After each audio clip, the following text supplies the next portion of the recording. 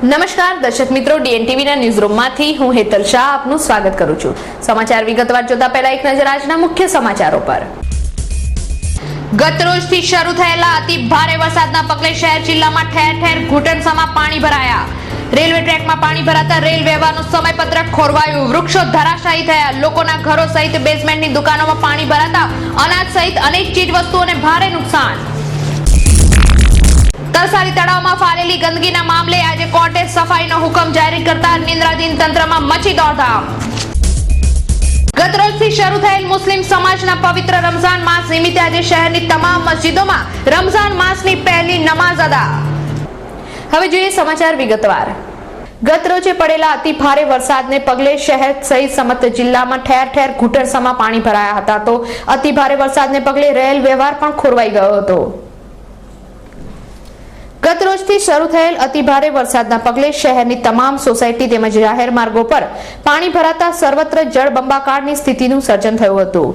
શહેરના માંડવી, નાગરવાડા સહિત અનેક વિસ્તારોમાં ઘૂંટણસમા પાણી ભરાતા રાહદારીઓ તેમજ વાહન ચાલકોને ભારે હાલાકી વેઠવી પડી હતી, તો અનેકોના વાહનોમાં પાણી ભરાતા બંધ થઈ જતા લોકો અટવાઈ ગયા હતા।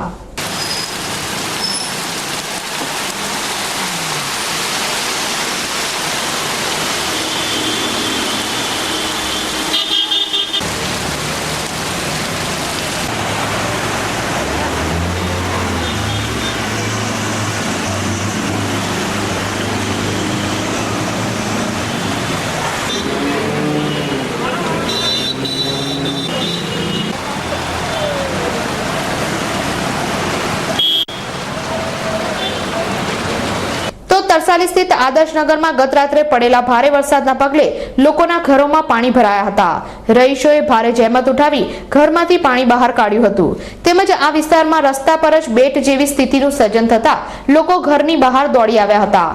બેઝમેન્ટની દુકાનોમાં પાણી ભરાવાના પગલે અનાજ સહિતની ચીજવસ્તુઓને ભારે નુકસાન પહોંચ્યું હતું। તો ભારે વરસાદના પગલે તોતિંગ વૃક્ષો પડી જવાની ઘટનાઓ પણ પ્રકાશમાં આવી છે। શહેરના છીપવાડા વિસ્તારમાં આવેલ રાજારામ સ્કૂલની પાછળ આવેલું વડનું વિશાળકાય વૃક્ષ 3 મકાનો પર પડ્યું હતું, જેના પગલે 3 મકાનોમાં ભારે નુકસાન થવા પામ્યું હતું। બનાવની જાણ થતાં જ મેયર ભરતભાઈ શાહ તેમજ સ્થાયી સમિતિના ચેરમેન ડોક્ટર હિતેન્દ્ર પટેલ ઘટના સ્થળે દોડી આવ્યા હતા। ફાયરના લાશ્કરોએ વૃક્ષ હટાવવાની કામગીરી હાથ ધરી હતી। ગત રોજ ગુજરાત તેમજ મહારાષ્ટ્રમાં પણ ભારે વરસાદના પગલે રેલવે ટ્રેક પર પાણી ભરાયા હતા, જેના પગલે રેલ વ્યવહાર ખોરવાતા અનેક મુસાફરો અટવાઈ ગયા હતા। ભારે વરસાદના પગલે મુંબઈ તરફથી આવતી તમામ ટ્રેનો મોડી પડી હતી અને ટ્રેનોનું સમયપત્રક પણ ખોરવાયું હતું। તરસાલી તળાવમાં ફાલેલી ગંદકીના મામલે સામાજિક કાર્યકર્તાએ કોર્ટના દરવાજા ખટખટાવ્યા હતા। કોર્ટે આજે સફાઈનો હુકમ જારી કરતા નિંદ્રાધીન તંત્રમાં દોડધામ મચી જવા પામી હતી।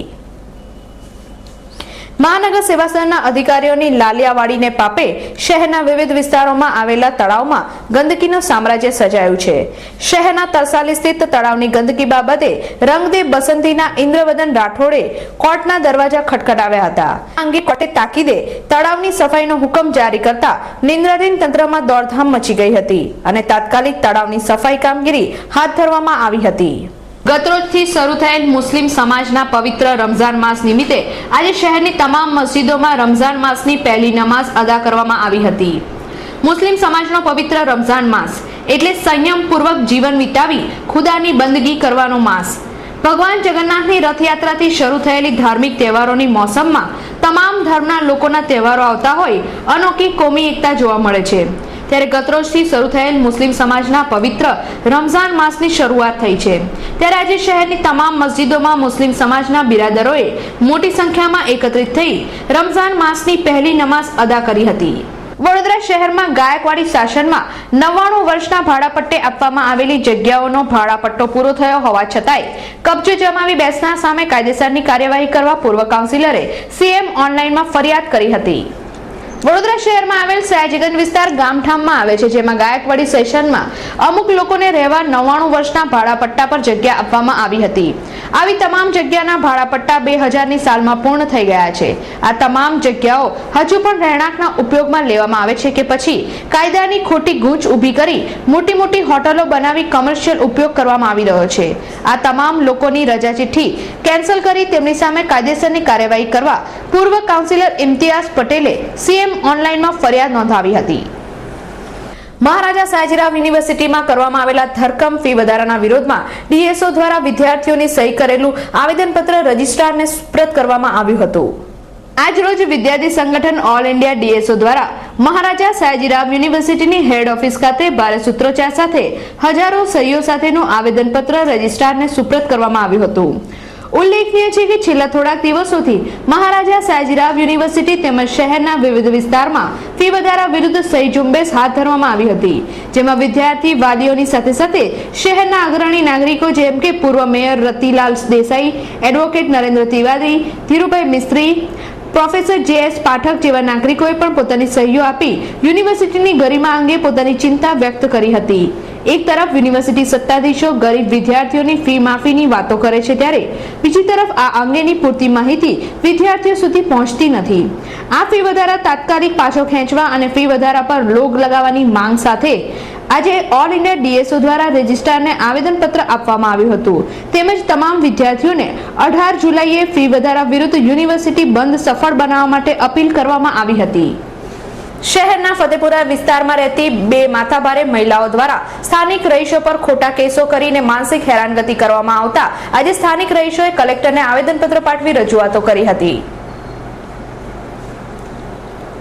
શહેરના ફતેપુરા સ્થિત હુજરત ટેકરા, તુલસીવાડી, ચૌહાણ સોસાયટી, એકતાનગર તથા મહાદેવ ફળિયા વિસ્તારના રહીશોને દમયંતીબેન ઉર્ફે ચંપાબેન કાપડિયા અને ભાવનાબેન ઉર્ફે ટીનાબેન રાણા તથા તેમના કુટુંબીજનો દ્વારા ખોટા પોલીસ આડ લઈ આ વિસ્તારના રહીશોને માનસિક, શારીરિક તથા આર્થિક ત્રાસ આપી રહેવામાં આવ્યો છે.